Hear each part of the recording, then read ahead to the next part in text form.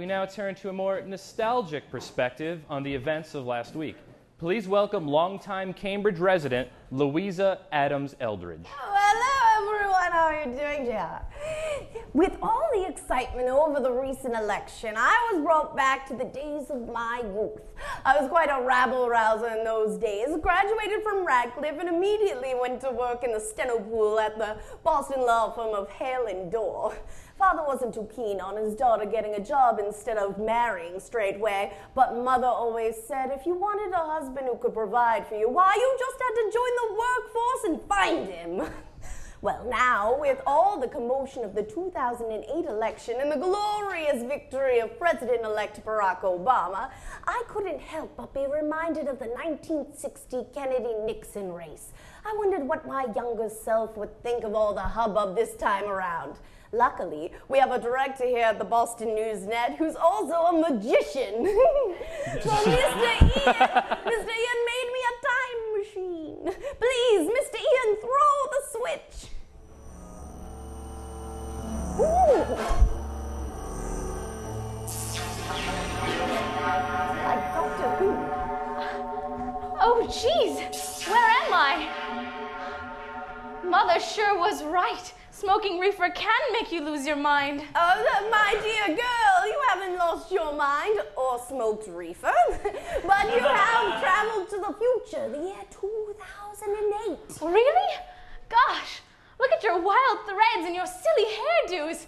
The future sure is swell looking. Where's your flying cars? I brought you here, young lady, to discuss politics. This year's election was as exciting as when Nixon and Kennedy were head-to-head in a crucial non-stop battle to win the presidency. Could you explain to the audience the feelings surrounding that election? Gee, well, it sure is exciting. Everyone is still talking about the first ever televised debate. Kennedy looked so cheery. Even Mother thinks it's a dreamboat. She said that Nixon, standing next to him, looked as nervous as a dog trapped in a Chinese restaurant. But Father thinks Nixon has an honest look about him, and the only reason why he sweats so much is because he's worried about liberty. Father's been pacing about the yacht, cursing what he called that lace Irish hooligan and the pinko commie bastards he runs with. But pink is my favorite color, and Cousin Jimmy's a bastard, and he's pretty smart for a 10-year-old. Mother says for hating the Irish so much, Father sure can drink like one. Grandmother said that it won't be long until an army of papists enthralled to their masters of Rome take over. I was going to tell her she was being silly, but I was just so relieved she had stopped yelling about the Jews. Yes.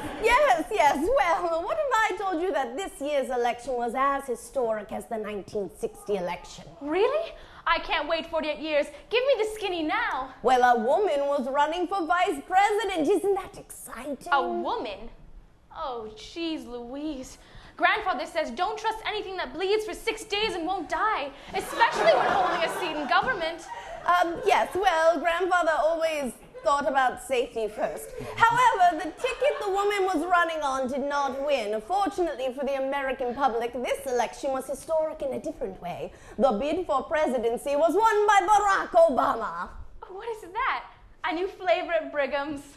No. That is the name of our new president-elect. Oh, that's a silly name. Is he Lutheran? No, he's African-American. What? He's black.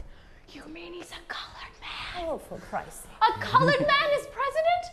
Oh, dear. Father's going to be as frosted about this as when he caught me and George Eldridge necking in the bathroom. Yes, so, there's just one more thing to tell you before we send you on home. I don't think I can take any more surprises. Really? Well, I am you in 48 years. You're me? We're related? I thought you looked like Uncle Donald. Well, perhaps I become a famous actress and you're the product of 48 years of heavy drug and alcohol abuse, yes? No. Well, not the drugs anyway. Enough! Mr. Ian, please throw the switch. The future blows. Well, it's good to see that we put our time travel budget to good use. That was, What? You thought maybe you could bring Kennedy back? Here? Oh, you are a comedian, JR. You surely are. Thanks so much, Louisa Adams-Eldridge.